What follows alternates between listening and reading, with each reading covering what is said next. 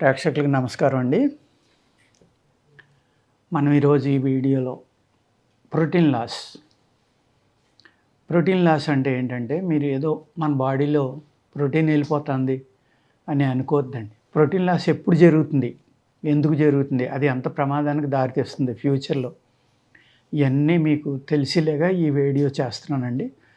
మీ kidney ఏదైతే ఉందో ఆ కిడ్నీ ఆరోగ్యంగా లేనప్పుడు, లేకపోతే ఆ కిడ్నీలో స్కార్ లాంటివి వచ్చినప్పుడు, లేదు కిడ్నీ ఫిల్టరేషన్ పెర్ఫెక్ట్గా లేదు అంటే ఆరోగ్యంగా లేదని అర్థం. అప్పుడు కిడ్నీ చేసే వర్క్ ఏంటంటేనండి, మనం తిన్న ఆహారంలో కానీ, మనం అరిగిన తర్వాత వెళ్ళే ఆహారం కానీ, మన మలం కానీ, మూత్రం కానీ, ఇవన్నీ కూడా ఏంటంటే శరీరానికి కావాల్సిన మినరల్స్ అన్నిటిని విడదీసి చక్కగా ఇచ్చి, అయితే మన శరీరానికి అక్కర్లేదో, మన బ్లడ్లో కలవడం వల్ల ప్రమాదం, అటువంటి వాటిని చక్కగా విడదీసేసి బయటికి పంపించేస్తుందండి.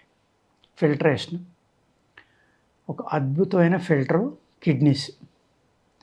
ఈ ఫిల్టర్స్ సరిగ్గా లేనప్పుడు ఏమవుతుందంటే, మనకు అక్కర్లేని టాక్సిన్స్, పొటాషియము, మెగ్నీషియము, పొటాష్ పెరిగిపోతూ ఉంది కిడ్నీ వాళ్ళకి, క్రియాటినిన్ పెరిగిపోతూ ఉంటుంది, రక్తంలో కల్మషం పెరిగిపోతుంది, బీపీ సడన్గా సూటప్ అవుతుంది.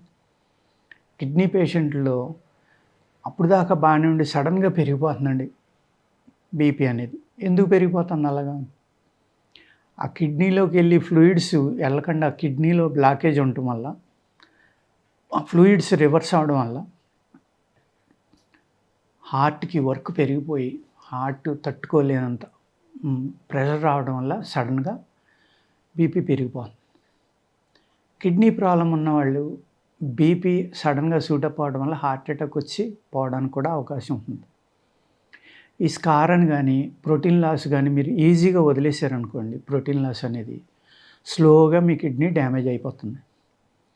కిడ్నీలో 90% అంటే ఒక 70% చెడిపోయినా కానీ ఆ 30% అన్ని పనులు చేసేస్తుందండి. ఒక కిడ్నీ పోయి రెండో కిడ్నీ ఉన్నా కూడా అన్ని పనులు చేసేస్తుంది. అప్పుడు ఏమవుతుందంటే, మనకి అది మేజర్ అంటే చాలా ప్రమాదకరంగా పరిగణించి చాలా డ్యామేజ్ అయిన తర్వాత కానీ మనకు రీడింగుల్లో తేడా రాదు. అప్పుడు రికవరీ అవ్వడం చాలా కష్టమవుతూ ఉంది. కానీ ఈ ప్రోటీన్ లాస్ +1, +2, +3 లేకపోతే బైలిరూబిన్, లేకపోతే white blood cells, red blood cells, ఇలాగ అనేక రూపాల్లో ప్రోటీన్ లాస్ అవుతాం. ఇది చూసుకోలేదనుకోండి, మీరు అది ముదిరిపోయిందనుకోండి, ఆ రీడింగులు దాటిపోతే ఏమవుతుందంటే, క్రియాటినిన్ పెరిగిపోతే కిడ్నీ ప్రాబ్లం స్టార్ట్ అయ్యి మీరు డయాలసిస్ దాకా వెళ్ళవలసి ఉంటుంది. ఆ తర్వాత పైసలు ఉన్న వాళ్ళు ట్రాన్స్ప్లాంట్ చేయించుకుంటారు. చేయించుకున్న ఎన్నాళ్ళు పనిచేస్తుందో తెలియదు, ఎలా పనిచేస్తుందో తెలియదు.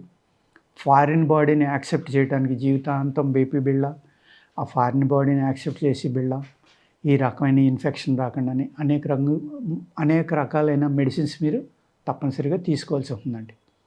లేకపోతే ఏమవుతుందంటే ఇబ్బంది అవుతుంది. అందుకు ఈ కిడ్నీని శక్తివంతంగా చేసి మనం ఆరోగ్యంగా ఉండాలి అంటే, ఈ ప్రోటీన్ లాస్ కనపడిన వెంటనే మీరు మంచి డాక్టర్ని సంప్రదించి ఈ ప్రోటీన్ లాస్ నుంచి ఎలా బయటపడాలి.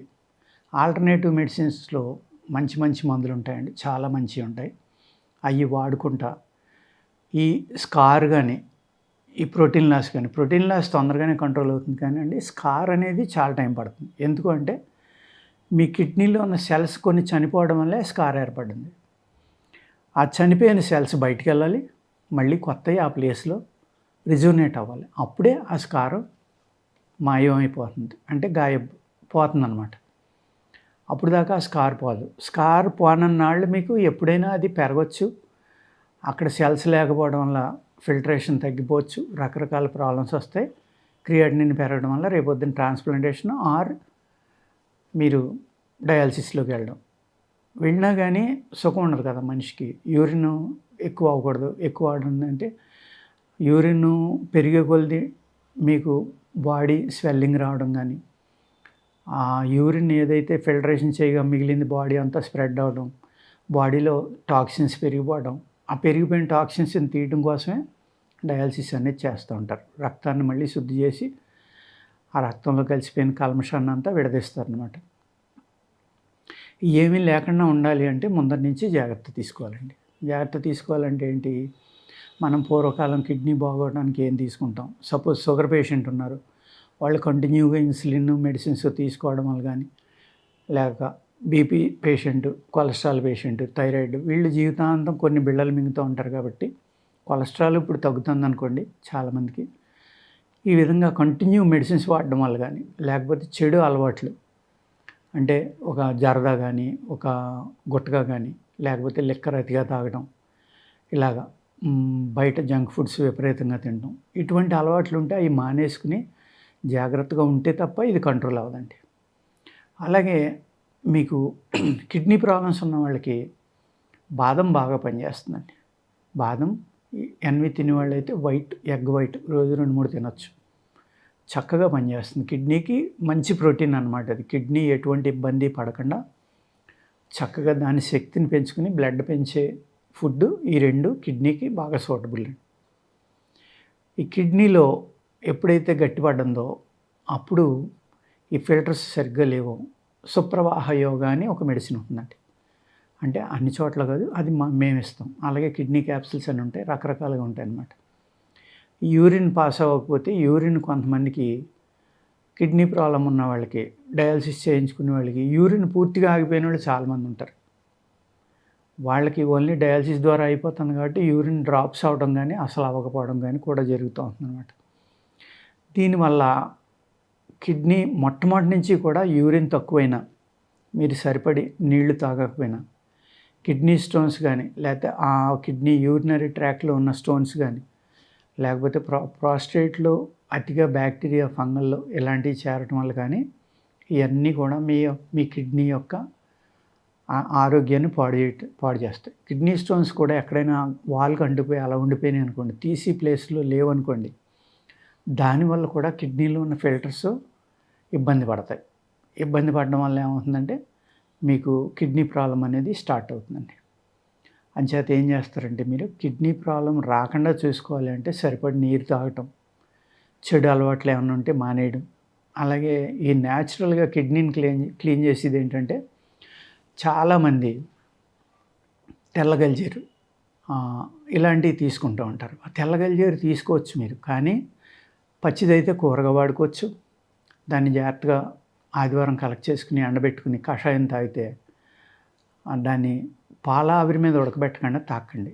పాల ఆవిరి మీద ఒకసారి ఉడకబెడితే ఆ ఎండిపోయిన దాన్ని మీకు చక్కగా శుద్ధి అయిపోతుంది. అప్పుడు హ్యాపీగా వాడుకోండి. పునర్నవ అంటారు దాన్ని. పునర్నవ అంటే ఏంటండి, మళ్ళీ తిరిగి యవ్వనాన్ని ఇచ్చేది. అంటే దానివల్ల ఏమవుతుందంటే దేనికి యవ్వనాన్ని, మీ శరీరం అంతా కూడా ఇస్తుంది అది. కానీ ఏ ఆర్గన్ అయితే పాడైందో ఆ ఆర్గానికి మళ్ళీ శక్తినిచ్చేది. అందులో ప్రత్యేకంగా కిడ్నీల మీద చాలా అద్భుతంగా చేస్తుందండి. ఇక్కడ ఏం చేస్తున్నారంటే తెల్లగల్జేరు ఒకటే వాడాలండి. తెల్లగల్జేరు ఒకటే వాడుకోవాలి. ఎర్రగల్జేరు అని ఉంది, దాన్ని అటుక మామిడి అంటారు. చాలామంది తెలియక ఆగల్జేరు అని అది కూడా వాడేస్తున్నారు. అది మోషన్స్ అవుతాయి, విరోచనాలు ఎక్కువ అవుతాయి, వాంతులు అవుతాయండి దానివల్ల. అది కూడా శుద్ధి చేసి వాడుకోవాలి. వామిటింగ్ కావాల్సిన కొన్ని ఉపయోగాలు దానికి ఉన్నాయి, మెడిసినల్ ఉపయోగం. కానీ తెల్లగల్జేరు మాత్రమే దీని మీద బాగా పనిచేస్తుందండి. ఓకేనండి. ఈ విధంగా మీరు చెడు అలవాట్లు ఉంటే మానేసి ఇటువంటి న్యాచురల్గా దొరికి వాడుకుంటే కనుక మీ ప్రోటీన్ లాస్ నుంచి బయటపడవచ్చండి. ప్రోటీన్ లాస్ ఏదో చిన్నదని దయచేసి దాన్ని నెగ్లెక్ట్ చేయొద్దు. రేపొద్దున మీ కిడ్నీ పాడై డయాలసిస్ దాకా తీసుకెళ్తుంది కాబట్టి జాగ్రత్త తీసుకోండి. ఓకేనండి. నమస్కారం.